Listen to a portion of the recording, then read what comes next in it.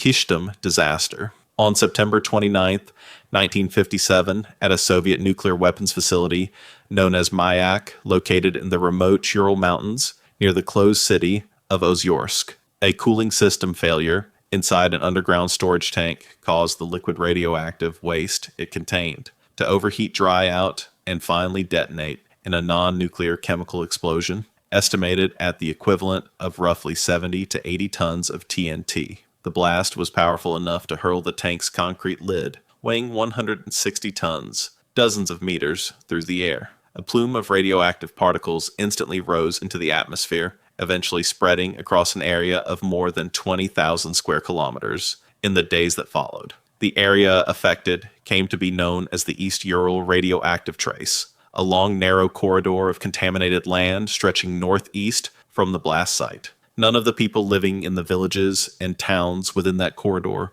were told what had happened. The facility itself was classified at the deepest levels of Soviet secrecy, as it produced weapons-grade plutonium for the Soviet nuclear arsenal, and the accident threatened to expose both its existence and the regime's failure to manage it safely. A full week passed before the first evacuations began, during which residents continued eating food from contaminated gardens, drinking from contaminated water sources, and moving freely through land already saturated with radioactive strontium, 90 cesium, 137, and other isotopes. By the time they were relocated, the initial damage had already been done. Around 10,000 people were eventually evacuated from the most heavily contaminated zones, though the true scale of the area affected remained hidden from the outside world for more than 2 decades. Soviet authorities classified all information about the disaster until 1989, when Mikhail Gorbachev's glasnost reforms finally allowed limited disclosure.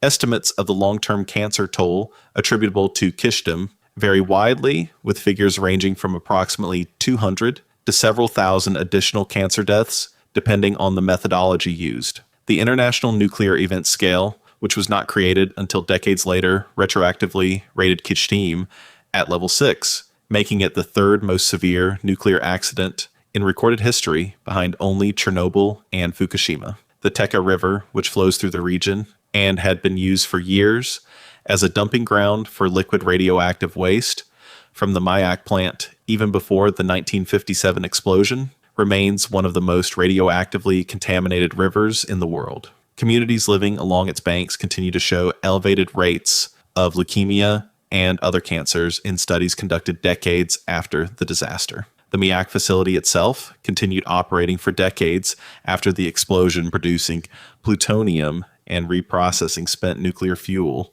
making it difficult, even in hindsight, to separate the health consequences of the 1957 blast from the broader chronic contamination the plant generated across multiple decades of operation. Windscale Fire. On October 7th, 1957, just 12 days after the Kyshtym explosion on the other side of the Iron Curtain, a routine heating procedure at the Windscale nuclear plant on the northwest coast of England went wrong.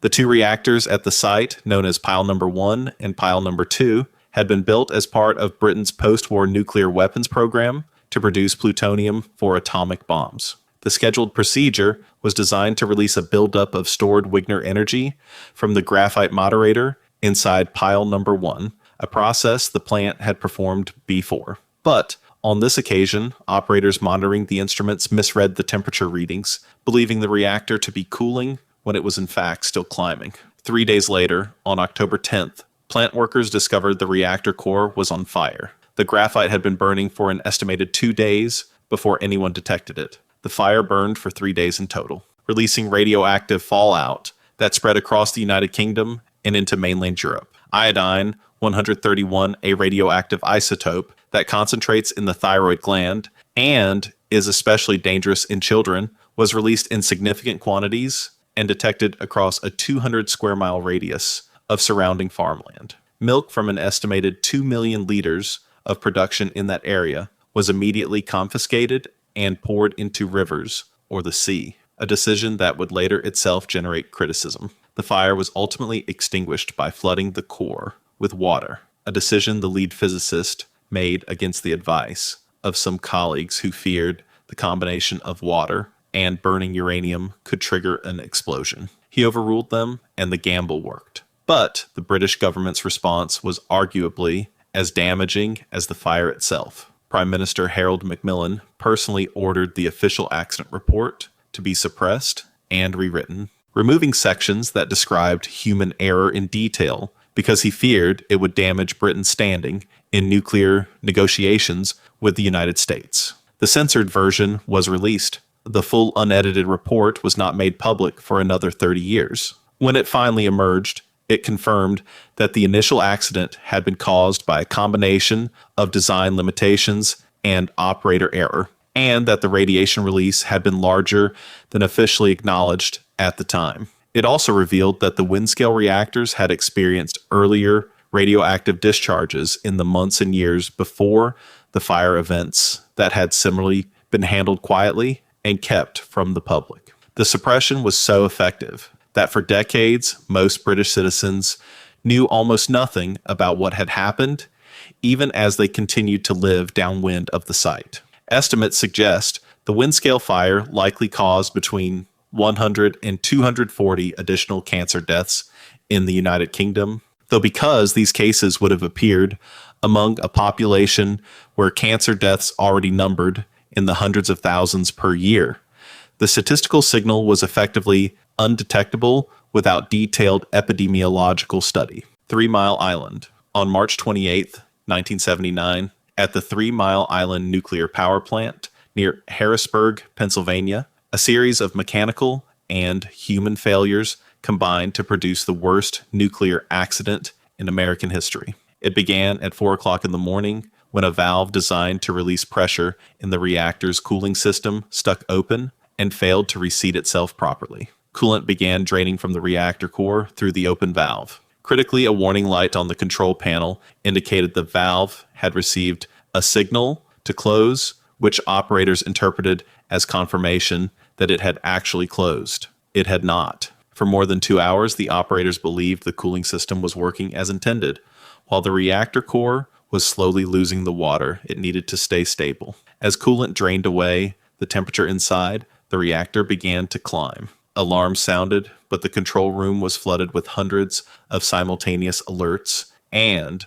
operators. Overwhelmed and working from a faulty understanding of what was actually happening, responded by reducing coolant flow still further. Exactly the wrong action given the true state of the system. By the time the genuine situation was understood, roughly half the reactor core had been exposed and had begun to melt. Radioactive gases were released into the atmosphere. Pennsylvania Governor Richard Thornburg recommended the voluntary evacuation of pregnant women and preschool-aged children within a 5-mile radius. Over 100,000 people left the area on their own initiative in the days that followed, not because authorities ordered them to, but because they did not trust the information they were receiving.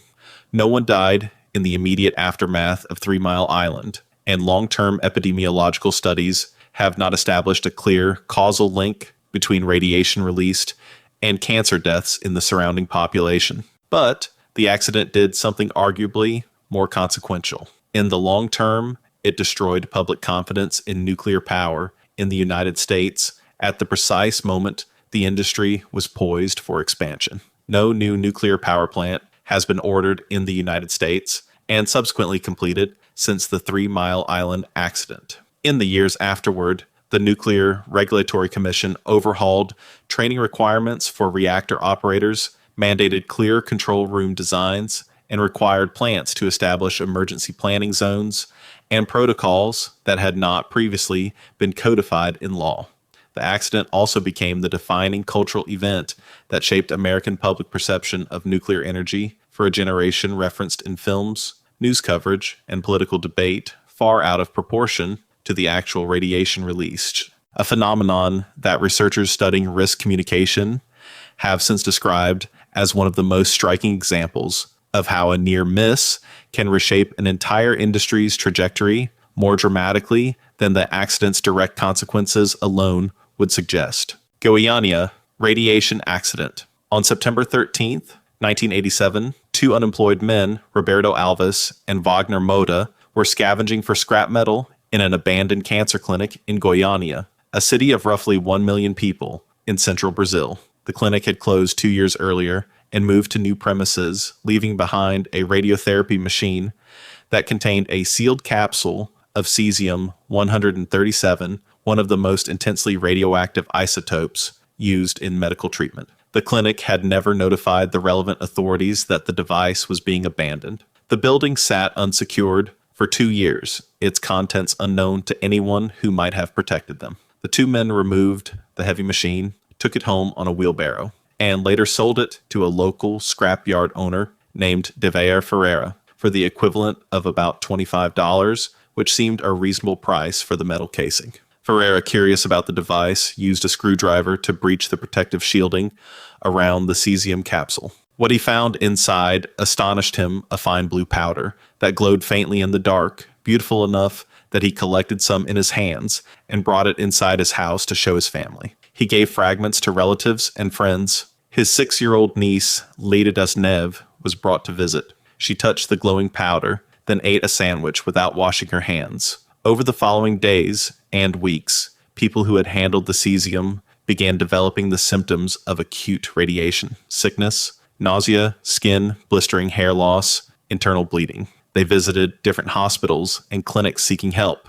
Doctors, seeing no obvious cause, misdiagnosed the cases as tropical skin conditions or allergic reactions. For 15 days, the exposure continued to spread without any official awareness that a radioactive source was loose in a city of 1 million people. It finally ended when Ferreira's wife, suspicious that the mystery illness was connected to the glowing powder, carried a bag containing some of the contaminated material to a public health clinic on a city bus, where a medical physicist finally identified it for what it was and raised the alarm. By then, the cesium had been distributed across 42 locations throughout the city.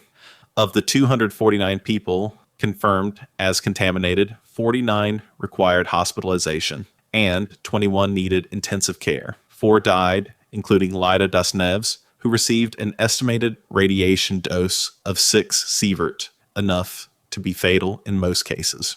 Her coffin had to be lined with lead and sealed in concrete to safely contain what remained of her remains. More than 112,000 people flooded testing centers in the following weeks to find out if they too had been exposed. The decontamination operation lasted weeks, requiring the removal of contaminated soil, the demolition of multiple buildings, and the disposal of everything Ferreira's scrapyard had touched, all of it transported to a temporary storage site where it would remain for years. 7 houses in the city were demolished entirely. The total volume of radioactive waste generated by a single abandoned medical device weighed in the tens of thousands of cubic meters. In the aftermath, the International Atomic Energy Agency completely revised the global standards for the tracking, security, and mandatory reporting of radioactive sources used in medicine and industry, a framework that had barely existed before a glowing blue powder passed through the hands of an entire Brazilian neighborhood for 2 weeks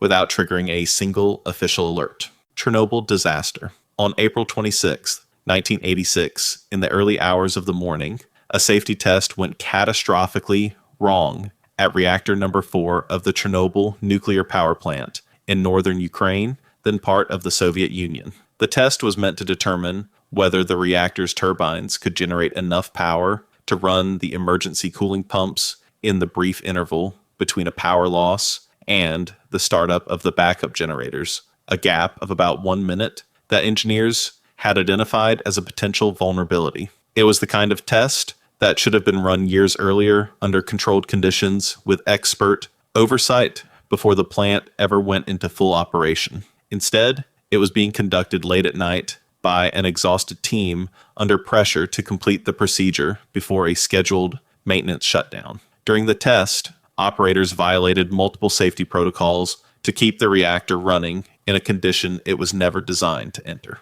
When they attempted to shut it down, a design flaw in the reactor caused a sudden massive power surge instead. The resulting explosion destroyed the reactor building and blew the 1,000-ton reactor lid off the top of the core, exposing a burning graphite fire to the open sky. The graphite burned for 10 days, releasing a plume of radioactive material that drifted across Ukraine, Belarus, Russia, and eventually much of Europe. 31 people died in the direct aftermath, including 2 killed in the initial explosion, and 28 who died from acute radiation syndrome in the weeks that followed. Most of them firefighters and plant workers who had responded without being told what they were walking into. The surrounding city of Pripyat, home to nearly 50,000 people, was not evacuated until 36 hours after the explosion, by which time residents had spent a full day and a night breathing air contaminated with radioactive particles, some of them watching the reactor fire from their apartment balconies without knowing what it was. An estimated 350,000 people were ultimately evacuated or resettled from contaminated areas across 3 countries. The 36-hour delay in evacuating Pripyat became one of the most scrutinized decisions in the history of nuclear crisis management. Soviet officials who knew the scale of the explosion had occurred spent that window managing the information rather than the population, a pattern that would surface again in official responses to nuclear incidents in the decades that followed. By the time buses arrived to take residents out, many children had already received significant doses of radioactive iodine simply from drinking local milk. The World Health Organization has estimated that up to 4,000 people may ultimately die from cancers attributable to the disaster, while other researchers place the long-term toll significantly higher. Chernobyl was the only nuclear accident ever rated at the maximum level 7 on the International Nuclear Event Scale until Fukushima 25 years later. Between 1986 and 1990, an estimated 600,000 people were mobilized as cleanup workers known as liquidators, tasked with building the sarcophagus concrete shell over the destroyed reactor, decontaminating the surrounding land, and burying contaminated soil and equipment across a zone that stretched for hundreds of kilometers. Many of these workers received significant radiation doses and were given little protective equipment, told only that the work was necessary and that their country needed them. The long-term health outcomes for liquidators have been studied extensively, with elevated rates of thyroid cancer, cardiovascular disease, and psychological disorders documented across the cohort, though establishing precise causation in a population that large and that geographically dispersed has remained scientifically contested. Fukushima Daiichi Disaster. On March 11th, 2011, a 9.1 magnitude earthquake, the most powerful ever recorded in Japan, struck off the northeastern coast of the country, triggering a tsunami with waves reaching up to 40 meters tall in some locations. 41 minutes after the earthquake, the first wave struck the Fukushima Daiichi nuclear plant operated by Tokyo Electric Power Company. The plant's reactors had all shut down automatically when the earthquake began, exactly as designed. What happened next was not. The tsunami waves, significantly taller than the seawall built to protect the facility, flooded the plant's lower-level buildings and knocked out the diesel generators providing emergency power to the cooling systems. Without power, the cooling pump stopped. Without cooling, the residual heat inside 3 separate reactor cores began building toward a catastrophic temperature. Over the following days, all 3 reactor buildings suffered hydrogen explosions,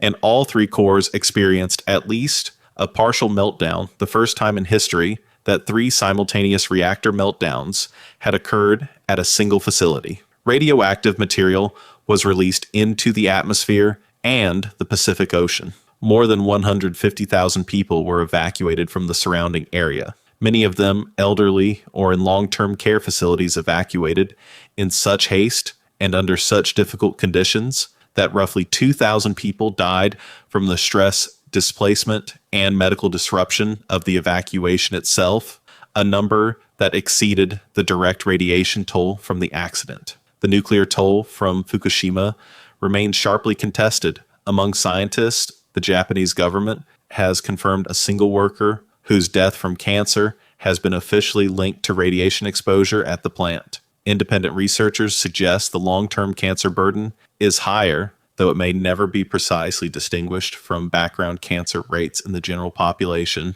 What is not contested is the scale of the disruption. Cleanup costs are estimated at over $200 billion. Parts of the exclusion zone remain closed more than a decade later, and Japan shut down virtually its entire nuclear fleet in the immediate aftermath, shifting to fossil fuels and triggering a years-long energy debate that reshaped the country's industrial policy. Investigations conducted in the years following the disaster found that Fukushima was not simply the result of an unforeseeable natural disaster. A Japanese parliamentary commission concluded in 2012 that the accident was, in their words, fundamentally man-made, citing TEPCO's failure to implement adequate tsunami protection measures, despite internal risk assessments that had flagged the possibility of a wave exceeding the plant's seawall and the government's failure to enforce safety upgrades that had been recommended and not acted upon in the years before the tsunami arrived. What makes nuclear accidents different from most other disasters on this list is the nature of the harm they produce.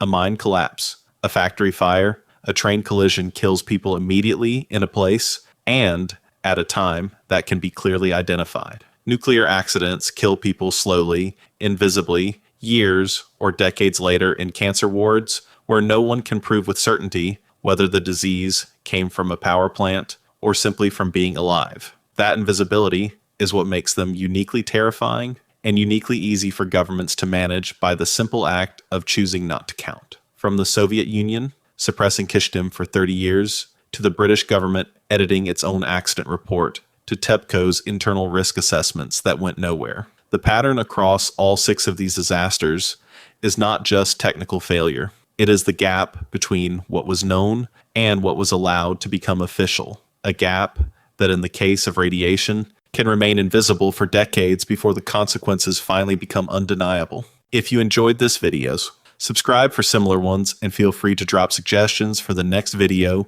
in the comments below.